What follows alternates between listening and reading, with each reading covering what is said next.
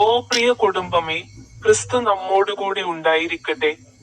പ്രിയപ്പെട്ട മാതാപിതാക്കളെ, പ്രിയപ്പെട്ട സഹോദരീ സഹോദരന്മാരെ, പ്രിയ വൃദ്ധരായ മാതാപിതാക്കളെ, പ്രിയ കുട്ടികളെ, യുവാക്കളെ. ഞാൻ അരുൺ പയസ് മാട്ടിയാണ്. ഇന്ന് ജൂൺ ആദ്യ ദിവസമാണ്. ഇന്ന് 2026-ലെ 6-ാം മാസമാണ്. ഏകീകൃത പ്രാർത്ഥന. സ്വർഗസ്ഥനായ പിതാവേ, ഈ പുതിയ മാസത്തിന്റെ തുടക്കത്തിൽ ഞങ്ങൾ അങ്ങയോട് നന്ദി പറയുന്നു. നിന്റെ ശിക്ഷണം സ്നേഹത്തോടെ സ്വീകരിക്കാനും നിന്റെ മഹത്വത്തിനായി ജീവിക്കാനും ഞങ്ങൾക്ക് ജ്ഞാനം നൽകണമേ. കർത്താവായ യേശുക്രിസ്തുവിന്റെ നാമത്തിൽ ഞങ്ങൾ ഇത് പ്രാർത്ഥിക്കുന്നു. ആമേൻ. ആദ്യ ബൈബിൾ വാക്യം പറയുക. സദൃശവാക്യങ്ങൾ 3, വാക്യങ്ങൾ 11-ഉം 12-ഉം. എന്റെ മകനെ, കർത്താവിന്റെ ശിക്ഷണത്തിൽ നിന്ന് പിന്തിരിയരുത്. അവൻ നിന്നെ ശാസിക്കുമ്പോൾ നീ ഇടറരുത്. ഒരു പിതാവ് തന്റെ പ്രിയപ്പെട്ട മകനെ ശാസിക്കുന്നതുപോലെ, അതുപോലെ കർത്താവ് താൻ സ്നേഹിക്കുന്നവരെ ശാസിക്കുന്നു.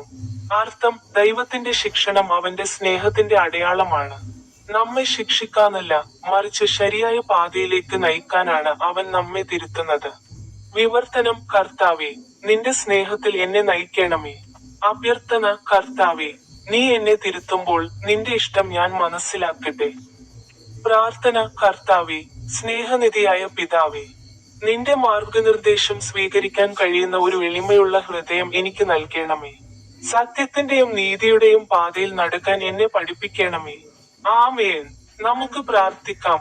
ഓ എന്റെ പിതാവേ, ഓ വിശുദ്ധ അന്തോണീസ്, ഓ യേശുവിന്റെ തിരുഹൃദയമേ, ഓ ലിയോ 14-ാമൻ മാർപ്പാപ്പ, ഓ ആർച്ച് ബിഷപ്പ് വിൻസെന്റ് ഐൻഡ്, ഓ മുൻ ആർച്ച് ബിഷപ്പ് ഫെലിക്സ് ടോപ്പോ, ഓ ചാൾസ് 3-ാമൻ രാജാവേ, ഓ പ്രസിഡന്റ് ശ്രേഷ്ഠ ശ്രീമതി ദ്രൗപതി മുർമു.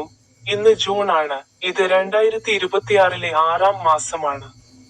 കർത്താവേ, ഈ മാസം മുഴുവൻ എല്ലാ തിന്മയിൽ നിന്നും, എല്ലാ പ്രലോഭനങ്ങളിൽ നിന്നും, എല്ലാ അപകടങ്ങളിൽ നിന്നും ഞങ്ങളെ സംരക്ഷിക്കണമേ. നിന്റെ സാന്നിധ്യം ഞങ്ങളോടൊപ്പം ഉണ്ടായിരിക്കട്ടെ. ഞങ്ങൾ നിന്റെ വെളിച്ചത്തിൽ നടക്കുന്നത് തുടരട്ടെ.